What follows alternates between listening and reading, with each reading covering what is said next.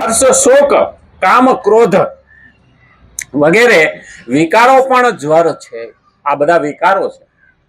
કારણ કે રાગ, દ્વેષ, હર્ષ અને શોક, બહુ ફૂલાઈ જવું ને બહુ દુઃખી થવું એ પણ મહત્વનું. બે દુઃખ છે. ફૂલાઈ જવું ને એ દુઃખ જ છે.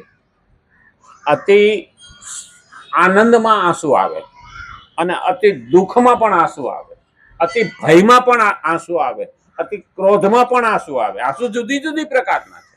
એમાં હર્ષ અને શોક, કામ અને ક્રોધ. કામનો અર્થ થાય છે ઈચ્છા અને કામનો અર્થ થાય છે વાસના.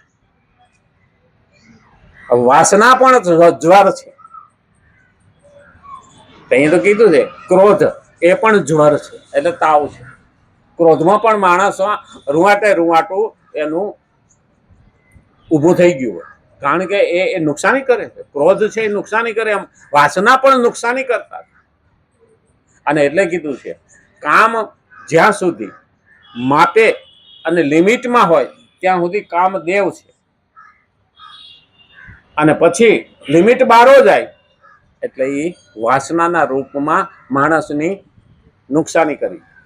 એટલે તો આપણે ત્યાં કીધું છે અતિ ભૂખ લાગી હોય તો ઠંડો ભાત પણ ખાઈ જાય. ભૂખ ન જાણે ઠંડો ભાત, નીંદ ન જાણે તૂટી ખાટ, પ્યાસ ન જાણે ધોબી ખાટ, અને વાસના ન જાણે જાત કજાત. આ જ્વર છે. કામ અને ક્રોધ આ પણ તાવ છે. જ્વર એટલે તાવ વગેરે વિકારો પણ જ્વર છે.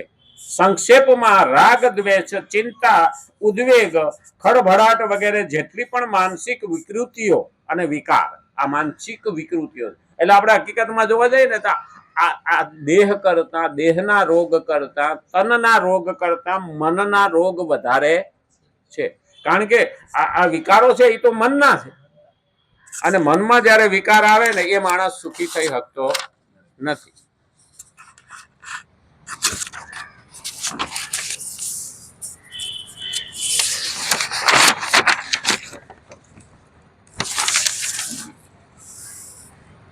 મનના રોગો છે તે બધા તાવ તરીકે ઓળખાય છે, એને જ્વર કીધા છે.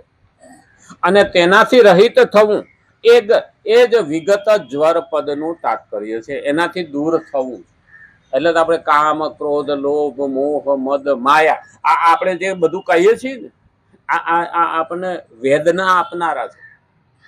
આ 6 વસ્તુને કાઢો એને સંન્યાસી કહેવાય. આપણો સંન્યાસ આશ્રમ જે આવે છે ને છેલ્લો 80 વર્ષ પછી બધું છોડી દો.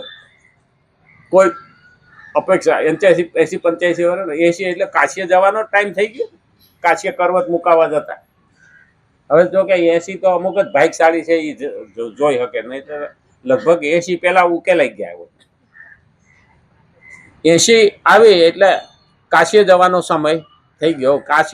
કાશી વિશ્વનાથ કહેવાય. ભોળાનાથના દર્શન કરીને વિદાય લ્યો એ કે કાશીએ જઈને કરવત મુકાવો, આવું કહેતા. અને અમે 80 પછી 81, 82, 83, 84, 85 આવું થાય. અને પછી મોટા ઘરનું આણું તો આવવાનું જ છે ને. 91, 92, 93 લગભગ તો એમાં જતા રહીએ. 99 સુધીમાં સદી થતી નથી. એટલે કીધું વિગત જ જ્વર પદનું તાત્પર્ય છે. જ્યારે સાધકનો એકમાત્ર ઉદ્દેશ્ય પરમાત્મા પ્રાપ્તિનો થઈ જાય ત્યારે તેની પાસે જે કોઈ સામગ્રી, વસ્તુ, પરિસ્થિતિ વગેરે હોય તે બધી જ સાધન રૂપ એટલે સાધન સામગ્રી બની જાય છે. આ મહત્વનો અહીં પોઈન્ટ કીધો સાધક માટે. જ્યારે સાધકનો એકમાત્ર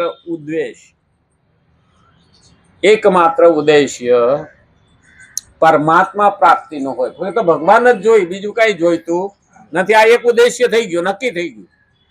કારણ કે આપણે મંજિલ નક્કી થઈ ગઈ, મારે અહીંયા પહોંચવાનું છે. પછી આપણે ઘણી વખત જઈએ પાવાગઢ તો મારે માતાના મઢ સુધી પહોંચવાનું છે.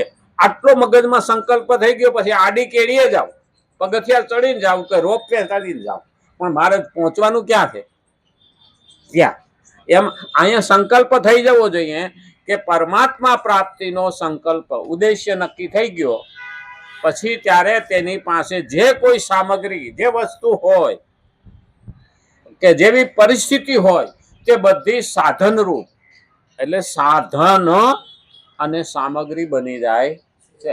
એ સાધનામાં સાધન અને સામગ્રી બની જાય. કેટલા વાગ્યા? મારો ટાઈમ થઈ ગયો છે?